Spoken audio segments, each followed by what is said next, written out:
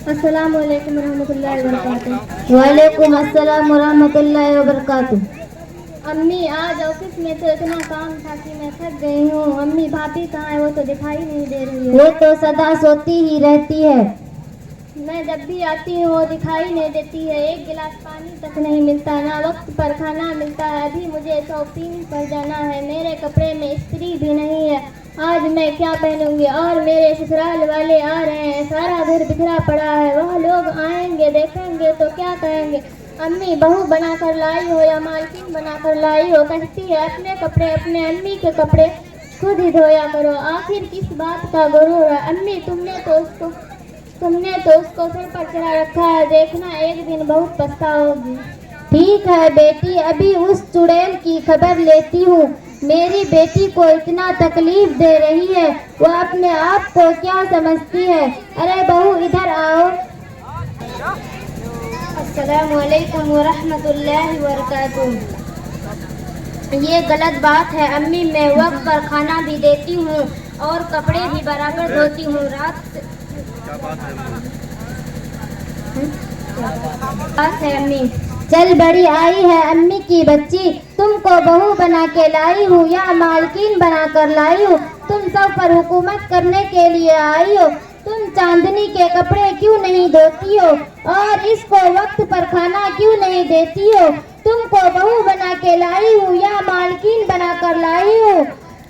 ये गलत बात है अम्मी, मैं वक्त पर खाना भी देती हूँ और कपड़े भी बराबर धोती हूँ। रात से दोपहर तक काम ली, चंदनी के बिस्तर पर क्या सो गई? मेरी शिकायत कर रही है। अम्मी अभी मेहमान आने से काफी टाइम है, उनके आने से पहले हमारा काम इंशाअल्लाह हो जाएगा।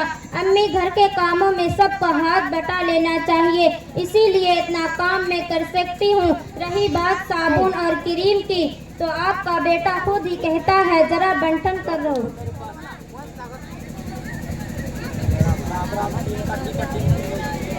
अम्मी दिन भर मेकअप में लगी रहती है, खाना कैसे बनाएगी? हाथ काले पड़ जाएंगे। बर्तन कैसे धोएंगे? हाथ पर गुस्से पड़ जाएंगे। अम्मी एक हफ्ता पहले मैंने 1 दर्जन साबुन लाई थी, पता ही न चला कि सारा साबुन खत्म हो गया।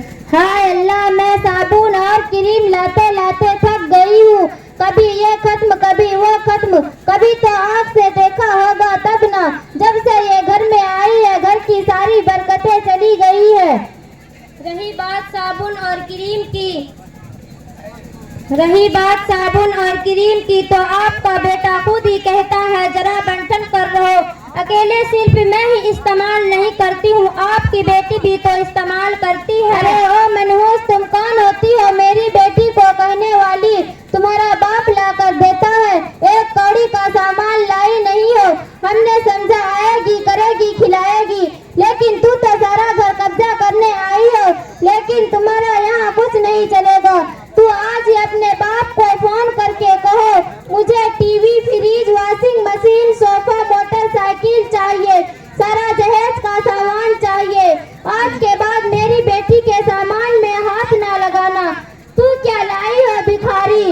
अगर तूने मेरी बेटी का कोई सामान लिया तो तेरा क्या हाल करती हूँ।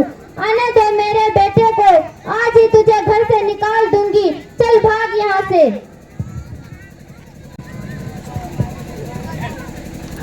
बरकातू।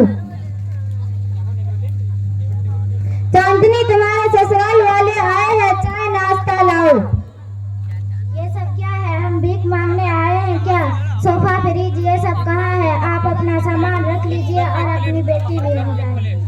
नहीं रुकिए, नहीं हम जा रहे हैं। नहीं रुक जाइए, नहीं रुकिए। देखिए ना, आप यहाँ की औरतें कितनी वादा खिलाफी होती है। शादी से पहले कह रही थी कि मैं उनका सारा सामान दूंगी, अब टाल मटोल कर रही। आप लोग क्या दंगा फसाद कर रहे हो? देखो आपा, क्या ये सब अच्छा लगता है? शादी में हमको लड़की मिल जाए तो ये बहुत है। आखिर आपकी भी तो बेटी है, कल उसके ससुराल वाले सामान मांगे तो आप क्या करेंगे? अगर यही सिलसिला चलता रहा तो दिन दुनिया तकलीफों से भर जाएगी। हर किसी जितना दो उतना कम, ससुराल वालों की ख्वाहिश कोई पूरी न कर पाओगे।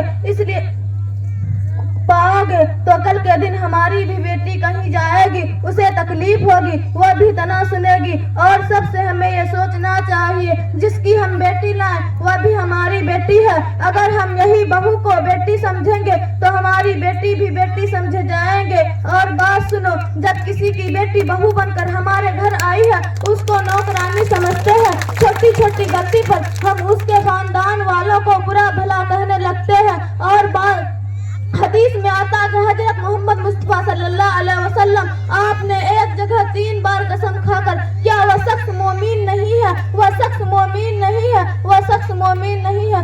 सहाबा ने पूछा या रसूल अल्लाह वो कौन? आपने फरमाया जिनकी शरारतों से उनका पड़ोसी महफूज न हो। अब आप खुद सोचे, पड़ोसी के बारे में इतनी बड़ी वायदे है। अब आप खुद सोचे, जो आपके घर का फर्ज चुका है उसको तकलीफ देना इतना बड़ा गुनाह है। इसलिए हमारी माँ और बहनों से गुजारिश की अपने घर आने वाले बहू को अपना बेटी समझे और उसके मोहब्बत के खजाने। आपने तो मेरी आंखें खोल दी। अब तक तो मैं अंधेरों में थी, एक दूसरे पर तोहमत लगा रही थी, एक दूसरे पर ताना तसनी मार रही थी। ये तो हमारी जिंदगी का पेशा बन चुका था। अब हमें माफ कर दीजिए। चांदनी भाभी को बुलाओ। भाभी अम्मी बुला रही है। बहू हमें माफ कर दो। अम्मी हम भी माफ कर दिए और अल्लाह भी ने आपको माफ कर दिए। आज से हम लोग मिलकर रहेंगे। अस्सलाम वालेकुम व रहमतुल्लाहि व बरकातहू। बहुत खूबसूरत पैगाम अलमहद फलाह हटा रहे